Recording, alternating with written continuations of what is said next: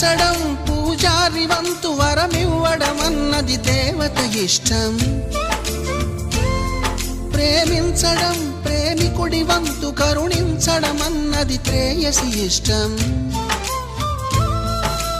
ఎందువల్ల నిన్ను ప్రేమించిందో చిన్ని మనసుకే తెలియదుగా, నిన్ను మరవడం జరగదుగా. ఎందువల్ల నువ్వు కాదన్నావో ఎదురు ప్రశ్నలే వేయనుగా, ఎదురు చూపులే ఆపనుగా. ఏనాటికో ఒకనాటికి నీ ప్రేమ సాధిస్తా. నిన్ను చూడాలని ఉన్నా, నిన్ను చూడాలని ఉన్నా